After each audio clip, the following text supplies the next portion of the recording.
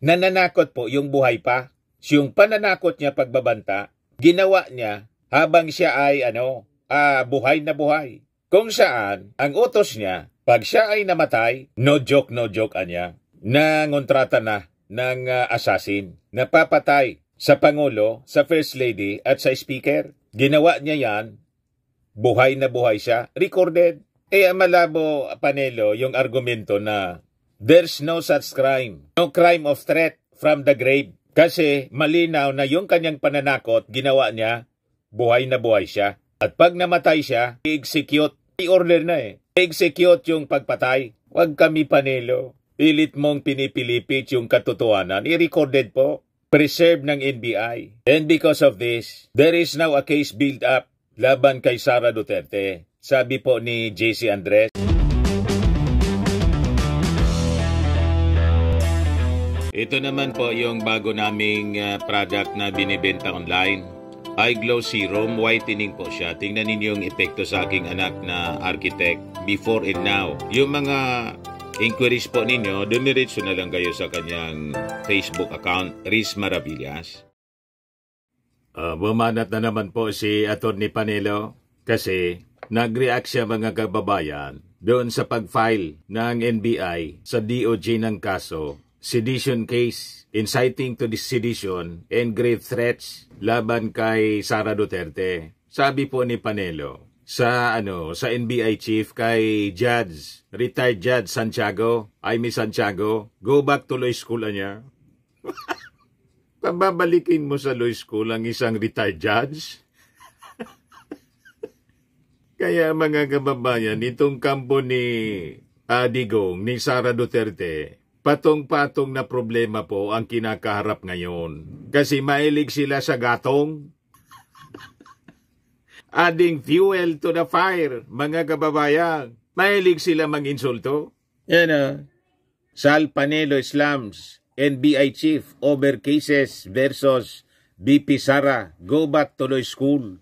Diba, mga kababayan? Ibiblical po, mga kababayan. Sabi sa Bible. Sabi ni King Solomon sa Proverbs 26, verse 20 to 21. So quarrels disappear when the gossip ends. Add fuel to the fire, and the blaze goes on. So add an argumentative man to the mix, and you will keep strife alive. Yan po si Panelo.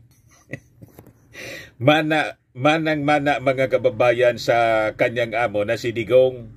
Mahilig sa manghang na mga salita. Kaya kayo nalalagay sa problema. Kaya sabi nga natin mga kababayan, itong tambak na problema ng mga Duterte, especially si Sara Duterte, bunga ng kanyang walang prinong bibig, walang prino kung magsalita, hindi nag-iisip. So nilagay niya mga kababayan yung kanyang sarili sa napakalaking problema na malamang other than sa siya mga kababayan makonvict, na-impeach na siya po ng Kongreso. So malamang siya makonvict ng Senado dahil sa napakalakas na mga ebidensya laban sa kanya doon sa articles of impeachment na ang number 1 doon yung pagbabanta niya sa buhay ng ating Pangulo. So other than siya makonvict at madisqualify perpetually na tumakbo pa sa any public office, si Sara Duterte mga kababayan malamang makulong. Dahil sa kaso kriminal na kanyang kinakaharap ngayon, nagsalita na po si DOJ Secretary JC Andres. They will use the full force of the law to exact accountability. Sa nagkasala, na-interview po si kahapon ng One News, si JC Andres. Mamaya, iparinig ko sa inyo mga kababayan yung interview sa kanya. Balikan muna natin itong sinabi ni Panelo, go back to law school niya. Mas magaling po si NBI Director Jaime Santiago. Naging judge po. Si Panelo, hindi man po naging judge. Sharpshooter pati yun. May pelikula yun mga kababayan na ginanap ni Bong Revilla. SPO4, Jimmy Santiago, Sharpshooter. Diba? Itong si Panelo talaga. Mahilig manggatong. Yan sabi niya dito, former Presidential Legal Counsel Salvador Panelo blasted National Bureau of Investigation and its director Jaime Santiago for filing what he called baseless charges against Vice President Sara Duterte before the DOJ kahapon. In a statement, Panilo slammed Santiago by telling him to go back to law school after the agency recommended criminal charges against Duterte.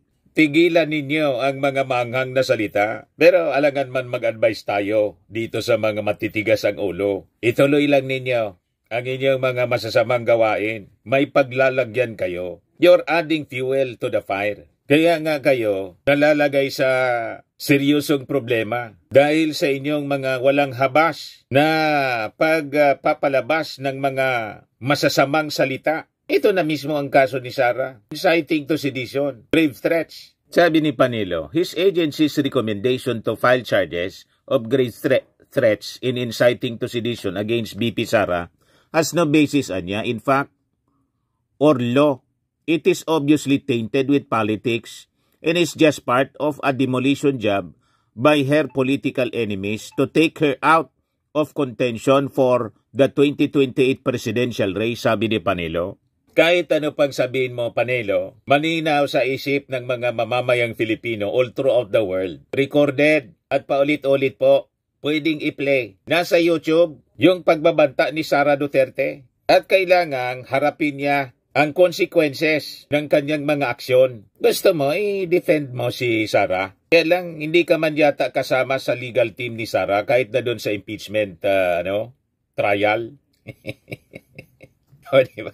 Ibig sabihin, wala man tiwala si Sara sa'yo. Kasi hindi ka parte ng impeachment legal team para sa impeachment trial ni Sara. Sabi ni Panelo, nagtawanan pa niya. Sabi rito, he also ridiculed the grave threats charge, saying there can be no crime of a threat from the grave. Bakit? Patay na ba si Sara ngayon? Diba? Para sabihin mo na there can be no threat from the grave. Siguro, ang punto mo, dahil sa sinasabi ninyong conditional yung threat ni Sara, kung siya ay mamatay, may inutusan na siya na patayin si Bongbong Marcos, Lisa Marcos, tapos si Martin Romualdez. Pero yung threat na kanyang yung threat, ginawa niya, ngayon na buhay siya. Kasi yung patay, hindi naman po pwedeng manakot pa ang patay. Nananakot po yung buhay pa. Yung pananakot niya pagbabanta, ginawa niya habang siya ay buhay na buhay. Kung saan, ang utos niya, pag siya ay namatay, no joke anya, nangontrata na ng assassin, napapatay sa Pangulo, sa First Lady at sa Speaker. Ginawa niya yan, buhay na buhay siya, recorded. Malabo, Panelo, yung argumento na there's no such crime, no crime of threat from the grave. Kasi malinaw na yung kanyang pananakot, ginawa niya, buhay na buhay siya. At pag namatay siya, i-execute. I-order na I-execute yung pagpatay. Huwag kami, Panelo. Pilit mong pinipilipit yung katotohanan. I-recorded po. Preserve ng NBI. And because of this, there is now a case built up laban kay Sara Duterte. Sabi po ni JC Andres. Yan si Panilo. Panilo, I'm not on BP Sara's legal team. But I will defend her to whatever end. Hindi man siya pala kasama sa legal team ni Sara Duterte. Yang ginagawa niya, sige daldal niya sa media. Na imbes makatulong mga kababayan, lalo na nagpapalala sa sitwasyon. Kasi siyempre, ininsulto mo yung NBI. Lalo gaganahan niya yung NBI sa pagkalap ng mga ebidensya para siguruhing mapin down si Sara Duterte. Diba? You are adding fuel to the fire. Malinaw ang sabi sa Bible. Add fuel to the fire, and the blaze goes on. So add an argumentative man to the mix, and you will keep strife alive. Ito yung argumentative man. Iminix niya yung kanyang sarili sa usapan na lalo na nagpapalagablab sa apoy. Kasi he is adding fuel to the fire. Ganon ang mga kasama ni Sara Duterte ni Digong. Kasi pare-pareho silang mga arugante, mga mayayabang. Sabi ko sa inyo, hindi magkakamali panilo ang Bible. Mas matalino sa iyo si King Solomon.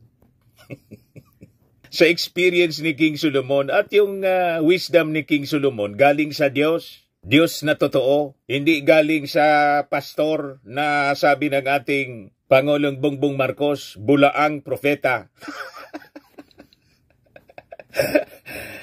May dinescribe si President Bongbong Marcos doon sa kick-off rally ng Alyansa para sa bagong Pilipinas. Nasakristanan niya ng bulaang propeta. Ang isang kandidato niya sa pagkasenador.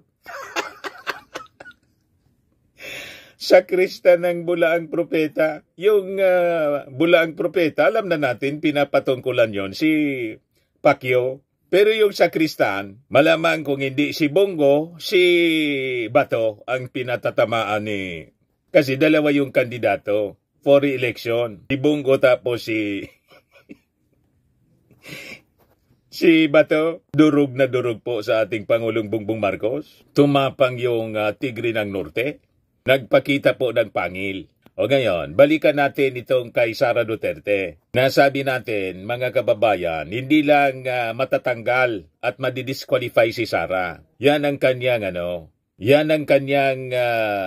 possible destiny, mga kababayan, sa nakikita nating writings on the wall.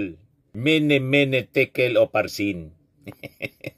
Kundi, pati pagkakulong. For 6 months to 6 years yata yung sedisyon. Yon ang naghihintay, mga kababayan, kay Sara Duterte dahil sa kanyang because of her arrogance. Itong mga kasong itong kinasadlakan ni Sara sa impeachment case, pati dito sa criminal case. Lahat ito, mga kababayan, kagagawan niya. Sabi nga natin, wala man nagsabi sa kanya na magbanta siya. Walang nagsabi sa kanyang magpa-preskon siya at magtantrums, magwala. Kasalanan nito mismo ni Sara Duterte. Possibly, nagkulang din yung kanyang mga advisers. Or kung yung mga advisers, pinagsabihan si Sara, dahil matigas ang ulo ni Sara, hindi man siguro pinakinggan. Yung tatay, wala na tayong asahan kasi pareha sila. Mana sa tatay. Madaling sabi, ang mag-ama kasi hindi naturuan ng tama. Sumobra, mga kababayan. Kaya ito kinakalos ng ating gobyerno. Kasi pag sobra, sabi ni Fernando Poe Jr., dapat nang kalusin. Kaya sabi ng DOJ, intent is crucial in grave threats case over BP kill remarks. Sabi ng DOJ, the crime of grave threats anya is determined based on whether there was an intent to intimidate or cause fear, even if the targets does not take the word seriously or comes to harm. This is what the Supreme Court has ruled, and it is what the DOJ will consider when it evaluates the criminal complaint filed against Vice President Sara Duterte for her statement saying that she had given orders to a person stating that if she is killed, this person must then kill the President, the First Lady, and the Speaker. O ngayon, sa question kung na-intimidate yung ating Pangulo and cause fear, of course, hindi man ipapalata ng ating Pangulo na na-intimidate siya kasi siya presidente. Pero the fact na nag-increase po, nag-strengthen ng kanyang security, ibig sabihin, seryoso yung banta. Nire-recognize, mga kababayan, ng Presidential Security Group na seryoso. So sabi po ng DOJ, that the crime of grave threats penalizes statements that create real and imminent danger to specific persons, regardless of whether actual harm takes place. Based on the Supreme Court ruling, what matters is whether the words were meant to convey a serious threat or instill fear. Sabi po niya, sabi po dito, it is not necessary that the recipient actually feels intimidated or takes the words seriously. What is crucial is that the statement was made with the purpose of creating intimidation or fear. This is what the prosecutors will evaluate based on the evidence presented. As for inciting to sedition, it explained that this crime penalizes statements that pose a real imminent threat to public order even if no actual unrest takes place. Tapos, nakita po ng NBI na after na dumaldal at magbanta si Sara Duterte, ang mga sumunod na aksyon ng kanyang mga supporters ay yung massive na panggatong for people power. Lahat yun po documented. At yung iba, pabalik-balik na po sa EDSA, matagal na. May Friday group nga po. Proud na proud sila na nananawagan ng pag-aalsa. Pinabayaan lang po ng ating mga authorities para masilo. O ngayon, nasilo kayo, natrap. Lahat ng ebidensya ibinigay ng mga supporters ni Sara Duterte. Kasi kasabay ng kanyang mga panawagan at pagbabanta, pananakot sa ating Pangulong Bongbong Marcos, may mga actions na ginagawa sa labas, lalo doon sa EDSA People Power shrine, ang nagbigay ng ebidensya sila mismo. So kahit pala walang actual unrest, pwede kang ipinalize for inciting to sedition. The law does not require that an unlawful act be carried out. Only that the statement was made with the intent to stir public unrest or disrupt stability. This is what the prosecutors will evaluate based on the evidence presented. Ang daming ebidensya po. Sa mismong mga panawagan ng kanyang tatay at ng kanyang buong pamilya, pati ni Baste ni Pulong, sa mga rallies, yung maisog rally po, bukang bibig. Kaya tingin ko mga kababayan, with this case na final na may kulong, malamang mag-ala Attorney Harry Roque si Sara, tumakas palabas ng bansa at malamang magtago sa Beijing. Kasama yung kanyang tatay. Tama na niya tayo kasi yung another sword of Damocles naghihintay sa atin, yung Interpol na pwedeng itap ng ICC before election mga kababayan. Sabi ko sa inyo, na-underestimate nila yung ating Pangulong Bongbong Marcos. Ang akala nila, mula sa bibig mismo kasi ni Digong, pinaniwala yung kanyang mga supporters, pati yung kanyang sarili, pinaniwala na si PBBM, weak leader, bangag weak leader. O ito ngayon, sunod-sunod mga kababayan, ang aksyon ng ating gobyerno para sila papanagutin. Sasabihin nila siyempre, this is political persecution. Sabi ni pinaliwanag na to ni DOJ Secretary Yusek Andres, hindi niya ito political persecution. Mamaya iparinig ko sa inyo. So sabi dito sa balita, the National Bureau of Investigation filed a complaint for grave threats in inciting to sedition against Duterte before the DOJ. Kahapon po, the DOJ will now evaluate the complaint and decide if a preliminary investigation is necessary. Under the DOJ rules, the investigating prosecutors must determine whether, based on the evidence, there is a prima facie case with reasonable certainty of conviction. So, paliwanag ni Yusek Andres, dati probable cause. Ngayon, mas tinaasan na po. Kailangang prima facie evidence o malakas na ebidensya with certainty of conviction. Ang ipafile nila na kaso, ang ipa-file ng DOJ kaso sa korte. Kaya nasa thorough investigation na po sila. Thorough evaluation ng mga ebidensya na hawak nila ngayon. Ang mga ebidensyang itong hawak nila, kasama dito po yung recorded video, preserved by the NBI, authenticated, na talagang yun ang naging presscon. Yung online presscon po ni Sara, na doon yung early in the morning na nag-trigger sa kanya, yung pagka-hospital po ni Zuleika Lopez, yung kanyang chief of staff, yun ang nagtulak sa kanya para magwala. You see? O ito yung paliwanag po ni DOJ Undersecretary JC Andres. This is not political and BP Sara is not immune from lawsuit. Sabi po niya sa interview ng The Big Story. Pakinggan natin mga kababayan yung porsyon ng kanyang interview. She may bring forth to establish her defense. That much we are assuring the public. And if the Vice President is saying that the work of the NBI is as expected, our response is, it is as expected because the law should be respected. It doesn't mean Correct. that if you are a high official or an ordinary individual, a different standard is being used. No, there is only one standard for the rule of law, and the due process is something that we will guarantee.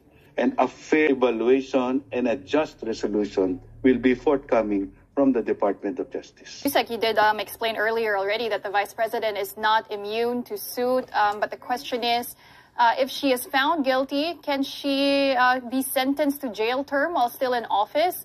And are we correct, as we reported earlier, these crimes are still bailable?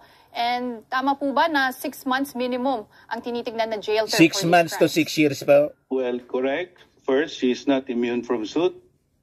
Second, the offenses are bailable. And even if she is convicted, it cannot amount to her removal from office. But a criminal penalty, a sentence, could be the trial court after the court is convinced that there is proof of doubt, and a penalty of imprisonment could possibly be imprisonment issued by the court. Kulong si Sara. But that cannot amount to the removal of the Vice President, and that penalty, if it will be implemented, has to be after. Because the President and the Vice after President, siya na ma-remove, after impeachment, can only be removed through that process of impeachment, which is a totally different process from a criminal prosecution.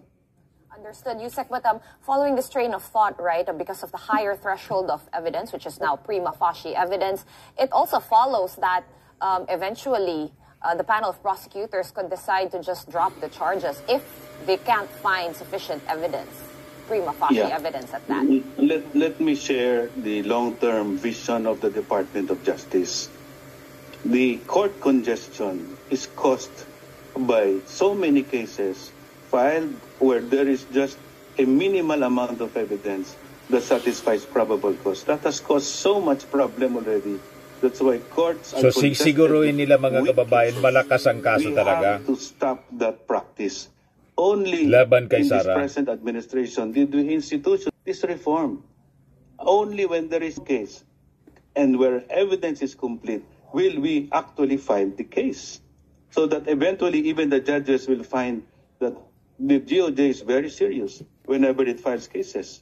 It does not file cases with weak evidence or weak cases. So that is the manner by which we will address court congestion. Cases that are strong will be filed, and serious cases will only be based on evidence. And if there is no evidence, as you are asking, there is no other option but to dismiss the prosecution and dismiss. So that is also a possibility if the evidence is insufficient. And that will come after preliminary investigation and all the parties are given. So magiging very fair po sila. So the DOJ is going to begin the evaluation and preliminary investigation. But Yusek, if I recall correctly, shortly after her online press conference in November last year, we also spoke to the DOJ, not yourself, but I think it was Asek Clavano, if I recall correctly. And at that time, the DOJ said that it was already looking into the case, right? So whatever happened from that, and are you saying that you're starting from scratch now, or you've already got a case build up? No, we are not starting from scratch. The National Bureau of Investigation is an attached agency of the Department of Justice. It was tasked to conduct the thorough investigation, and it is only now that they have completed their investigation.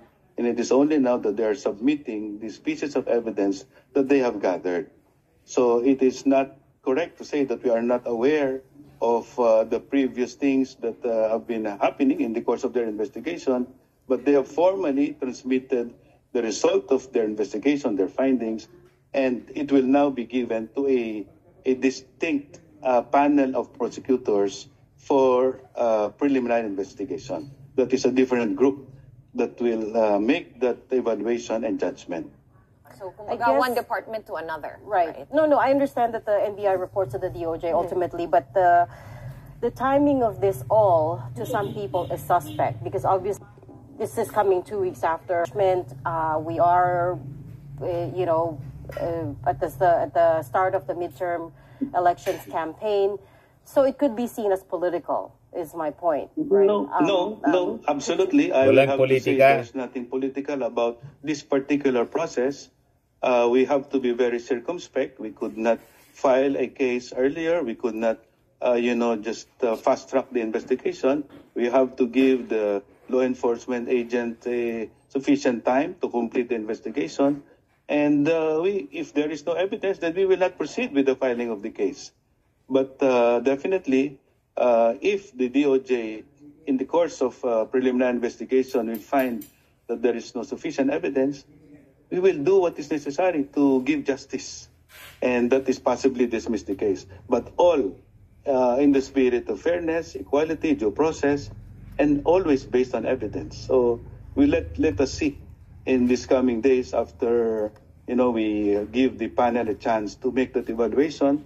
And after the Vice President submits, hopefully, her counter affidavit, because even if she her counter affidavit during the proceedings before the NBI, she can still presently submit a counter affidavit to explain her defense. So binibigyan po siya ng pagkakataon, leeway. So last year when she Enough was summoned time. to the NBI headquarters to explain her side, she never appeared nor Kahit submitted matigas an ang ulo. affidavit. Okay. Hindi nag-appear sa NBI, open pa rin yung DOJ. But can we talk timelines here, Yusek? I know this is kind of an unfair question because sometimes things move differently, but as to Regina's point, and as you were saying, this is not political and it's just plodding along as it would in a regular proceeding. Yeah. Can you give us an idea? So you said that the NBI had this amount of time and they've determined that, okay, they're done, and now they toss the ball to the DOJ and now it goes to the panel of prosecutors. How much time will they be given for their preliminary investigation and evaluation? Is there roughly like some guidelines? As I said, we will try to do everything in a very regular manner, meaning we will try to meet the normal deadlines, even for this case. And normally it is 60 days to 90 days for a panel or investigating prosecutor to complete the preliminary investigation. But again, we will be very flexible if the respondents would want more time to present their side. We will accommodate that. But ideally, it has to be completed within 60 to 90 days. If there are complex issues, 90 days. But if the evidence is already sufficient and the legal matter is not complex, hopefully we will be able to complete it within, at the most, 90 days. 60 to 90 days, kasabay ng kampanya. So magkikita ninyo po mga kababayan, paliit ng paliit po ang mundo ni Sara Duterte. And syempre, I think, pag nakita po ng kampo ng mga Duterte, ni Sara at ni Digong, na talagang delikado, mag-aala Harry Roque. Magtatago na lang po sila. Possibly po, humingi ng tulong kay Xi Jinping. Tama po mga kababayan, kung bakit paliit ng paliit ang mundo ng mga Duterte. Sabi nga natin, lahat ito kagagawa nila, nagmalabis. Ang ating programa mga kababayan, atin sa inyo nitong ating mga sponsors. Firmax Firming and Lifting Cream.